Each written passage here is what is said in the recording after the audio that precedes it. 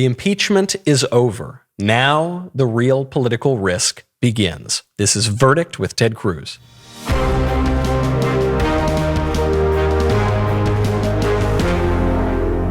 Welcome back to Verdict with Ted Cruz. I'm Michael Knowles. Impeachment is over, finally.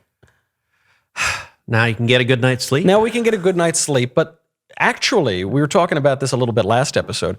Impeachment was always going to end the way it was going to end. It was never going to end in the removal of the president. In some ways, I wonder if impeachment was kind of the safe period for conservatives in politics, and actually now the real threat begins. We are told every single election cycle, this is the most important election of our lifetimes. Now everything is about 2020. I want to know from your vantage on the inside, in the Senate, what is really at stake in 2020? Look, I think it is an unbelievably consequential election and on a lot of fronts. But let's step back. Take just the meta level first. Reward and punishment. Mm-hmm. Look back over the last year, over the last 3 years. Do you like the behavior of the Democrats? No. Do you like the nuttiness? Do you like the gallop to the left? Do you like the abuse of the Department of Justice and the FBI and targeting the president, attacking the president, and impeaching him for partisan purposes? Do you like the Squad and AOC attacking Israel, embracing socialism, and going nuts? If you do, well, depending on what happens in November, we'll either get a lot more of it or a lot less of it.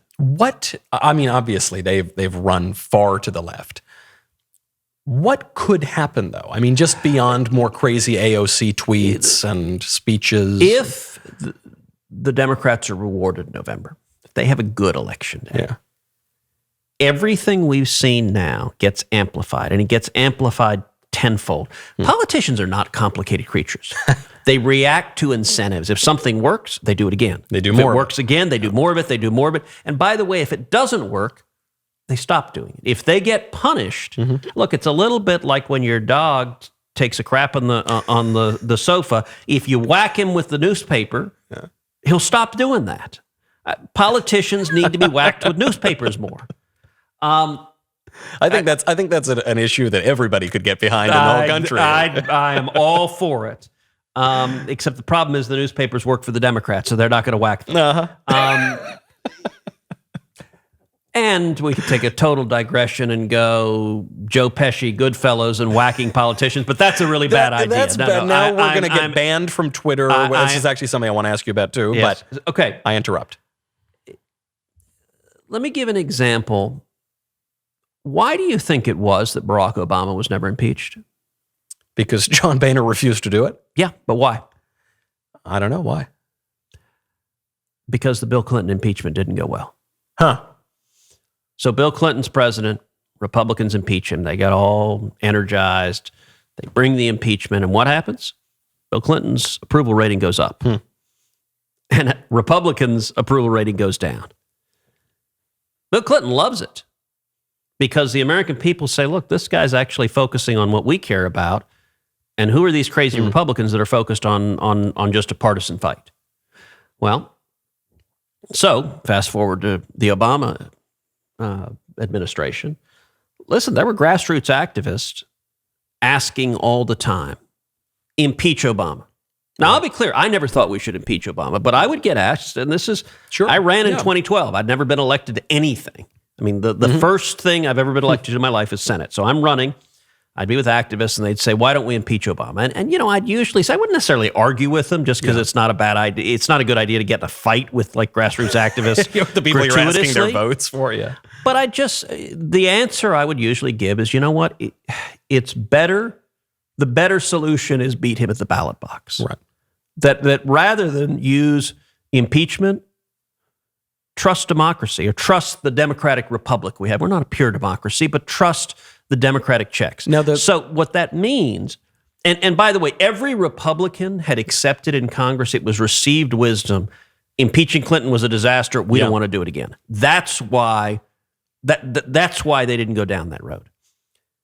If the Democrats win doing this, every bad behavior gets amplified. So that's the broader meta level, but it's a very real level. Well, that's an important point, because what you're saying, this garbage will get, and not just a little worse, a lot worse. Like the vindictive, personal, nasty, abuse my power, use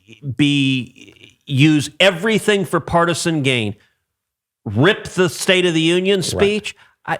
Look, fast forward to where they go if this gets rewarded. I think it's really scary. The point that is so interesting here is that I thought we had the final impeachment vote last week, the important impeachment vote. But actually what you're saying is the really important impeachment vote, the vote that is going to tell us what future impeachments will look like or what future behavior from the party that impeached will look like, that actually didn't happen last week. That's going to happen this November. In November. Listen, the Senate acquitted President Trump about 4:30 in the afternoon. 5.5 hours earlier at 11 a.m., Jerry Nadler announces they're subpoenaing John Bolton. That's right. They're not done. This is release the hounds. This is attack. This is use everything we've got. And if they win in November, all of that gets amplified. Now let's talk specifics. You're right. Every politician says it's the most important election. And listen, if it's your rear end on the, I mean, they the mean most important to you. They're actually not necessarily lying when they say that. It's just very specific. Look, do you remember what Reagan said against Jimmy Carter, where he said, recession is when your neighbor loses his job, depression is when you lose your job, and recovery is when Jimmy Carter loses his job. That's right. I mean, all of that is very real if it impacts you. But if you look at substantively, I mean, think back to the State of the Union. Think back to the president reciting all the incredible gains in the economy that frankly, if you had predicted 3 years ago, no one would have believed you. Right. The media would have mocked you. That'll never happen. It's impossible. No, we can't bring manufacturing jobs back. We can't see wages rise. We can't see. Nobody hates taxes more than me. I despise when taxes go up. I think it'll kill jobs. I am worried about all of that. That's not keep me up at night kind of fear. What actually has me worried about 2020 are the big changes, the changes that are more radical than we've seen before, the changes that won't be so easy to undo. Is there a real risk of that kind of stuff? So listen, I think the very first priority Democrats will have is stay in power forever. Yeah. So I think they will look at structural changes. How do they structurally make it so they can never lose? Can they do that? I mean, they haven't done that before. They haven't, but they've rarely had the majorities. And you mean majorities in House, Senate, presidency, and the ability to force it through. There have always been checks on it. So for example, all right, we wake up January 2021. Bernie Sanders is president. Yeah. Chuck Schumer is majority leader. Nancy Pelosi is Speaker of the House. Yeah. I think one of the first things that happens is they end the filibuster. So the filibuster is one of these terms that everybody kind of knows what it means. But what is the meaning of the filibuster? What has it meant for American political history? So look, historically, the filibuster meant unlimited debate. It meant you could stand up and talk as long as you want. What I did in 2013 on Obamacare. Yeah, that's right. And when people think of filibuster, they think of Jimmy Stewart standing up and doing this long filibuster. What it means as a practical matter, though, in the Senate, is that to take up any legislation, you need 60 votes. What it means is the minority has a veto. Even you're not controlling the Senate, but you've got enough votes that you can slow things down. Right. That's how the Senate has operated on legislation. It has been a tool over and over again to just slow things down. Yeah. What's changed? So when Obama was president, there was a period. So there was a brief period where they had a Democratic supermajority. They had 60 votes. And that's when they took up Obamacare. That's when they were ramming things through when they had 60 votes. And then you remember Ted Kennedy died. Yeah. And that 60th vote, you remember who got elected? A Republican in Massachusetts. Scott Brown. Scott Brown. And it was a national election. Right. because it was, holy cow, we got to stop this 60th vote. And it was basically a referendum on Obamacare, and the people of Massachusetts said, give us a Republican. Now, when has that last happened? Right, because it just opens the door. That doesn't happen a lot, that one party controls absolutely everything. And when it does happen, they can get through major transformational legislation like Obamacare. So when they fell to 59, there were some old bull Democrats who wouldn't end the filibuster. It was a different Democratic Party in 2009 than it is in 2020. Oh, yeah, absolutely. You can see that. The Democratic caucus in the Senate, every one of them would vote to end the filibuster. By the way, we saw them do that with Harry Reid when they ended the filibuster on judges. This is what makes me very nervous about it, because for so long, the filibuster was sacred, because whatever party had the majority knew that eventually one day they'd be in the minority. So, all right, let's assume you're Chuck Schumer's political strategist. Yeah. And your objective is stay in power forever. What do you want to do? You want to, number one, change the electorate. You want to change who's voting. What's the easiest way to do that? Illegal immigration. But not just illegal immigration, make everyone here illegally citizens. Yes. The estimates vary, 11 million, 12 million. I've seen estimates as high as 18, 20 million people here illegally. No one really knows. But I think right at the top of the priority list is make as many illegal aliens as possible citizens and voters instantaneously. Because those new voters are much more likely to vote for Democrats. I think they're convinced they will vote Democratic. And by the way, that's not true with Hispanic voters generally. I mean, in Texas, I get over 40% of the Hispanic vote in Texas. Yeah. I did in 2012. I did in 2018. But those are legal Hispanic citizens. Very those are people who followed the rules. The Democrats have gone all in on gambling that illegal aliens are going to vote Democrat. So that's a big structural change, ending the filibuster, and then through that, if they control everything, you get amnesty for maybe tens of millions of people. And think about the voting consequences. Where are illegal aliens concentrated?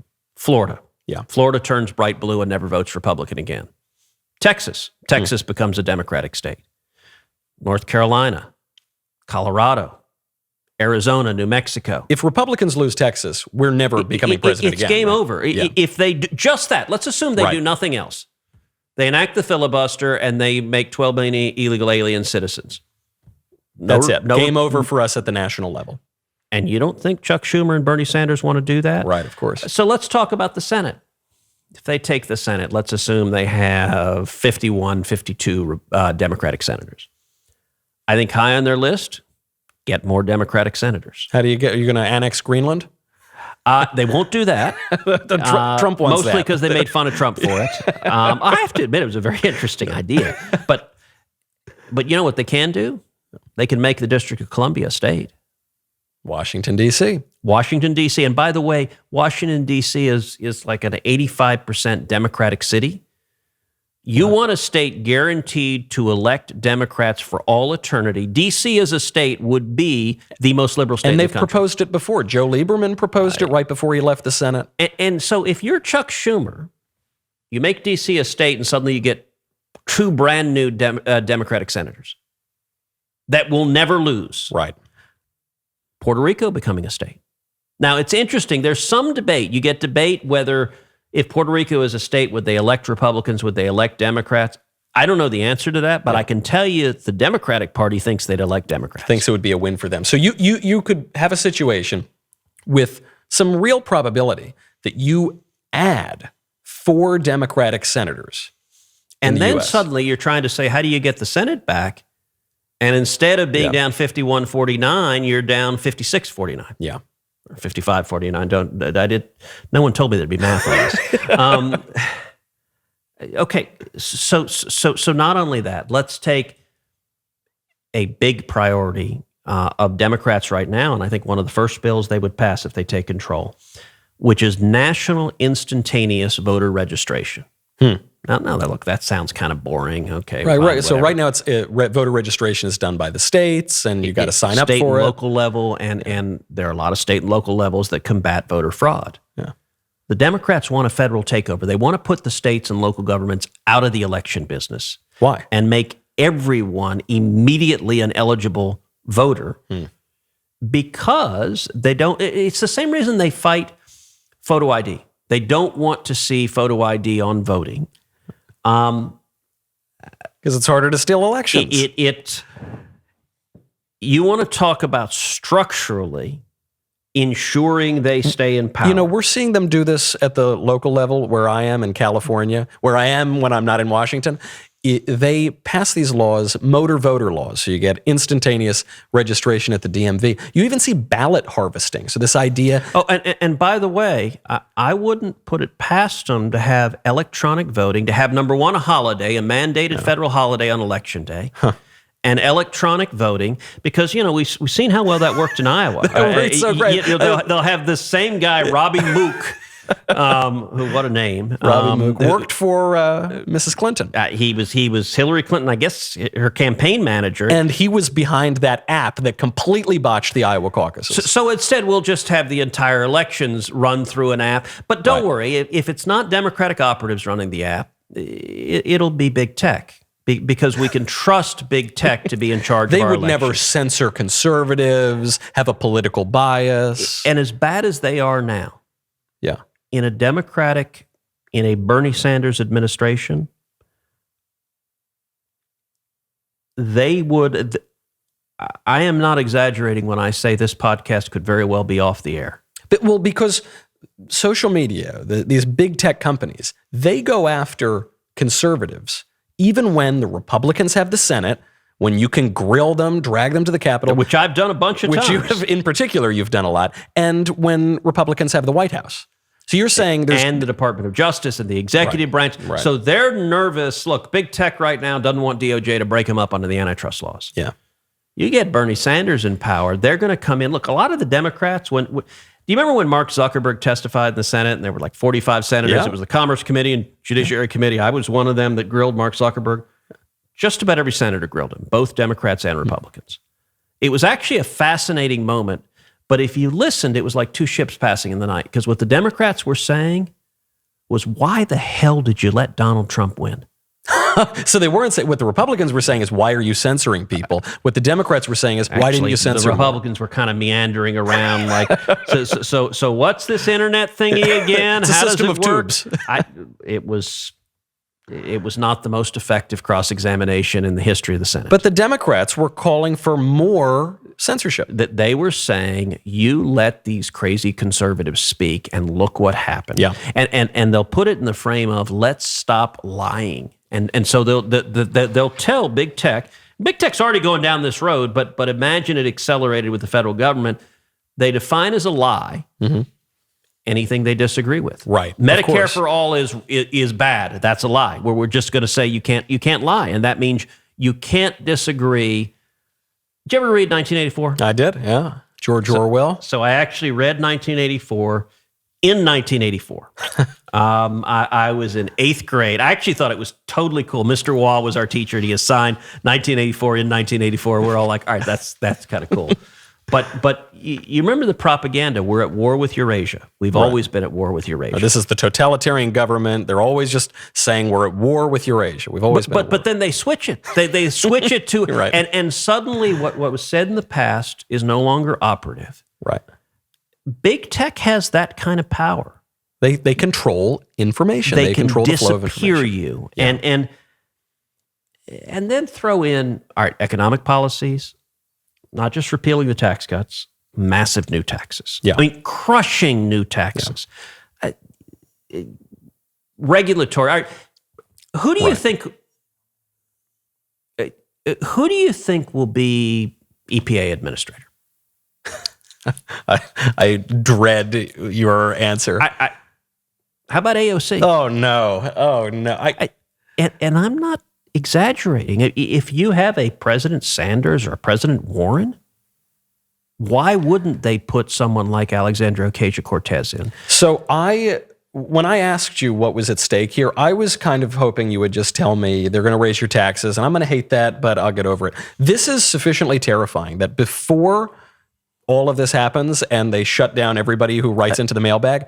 Attorney General Kamala Harris. No, I can't hear any more of this. Supreme Court Justice Barack Obama. No, you don't mean that. And by the way, not just one. Look, the Democrats are talking about packing the Supreme Court. In other words, expanding it from 9. The number they're talking about is to 15 justices. So 6 brand new justices. I am terrified. At the end of all of, the thought of Supreme Court Justice Barack Obama alone would be enough. So before all of this happens, and before we have to go, I want to get to a mailbag question before all of our listeners are censored.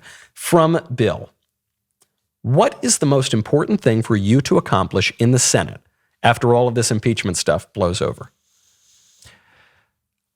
Let's take 2 phases. Between now and Election Day, we're going to confirm judges, keep confirming good, effective judges. That's pretty good. And the most important thing I'll do is defend the principles of liberty. It's why we're doing this podcast. Right. It's why I'm trying to engage, is take on socialism, fight back on the forces that are trying to strip our liberty, defend free enterprise, and defend the Constitution.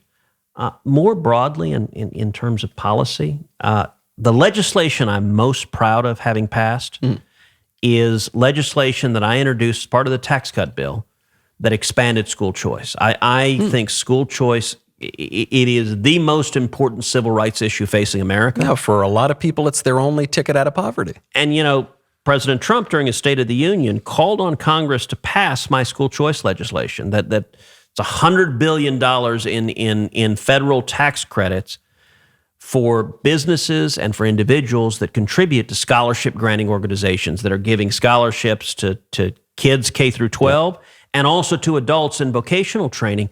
$100 billion. You want to talk about transformational. Yeah. Education is a gateway. And if we empower kids to choose the school that's best for them, that has the ability to change the world. But unfortunately now, the Democrats have the House, the Republicans have the Senate, so there's not going to be a lot of legislating. Last question. That won't happen between now and Election Day, but if we have a good election in 2020, I think it can happen. Then there's a chance forward. that we could, I mean, and that, I guess that gets to the whole point of the show, is there is so much at stake here. Last question is just a personal question from Alex.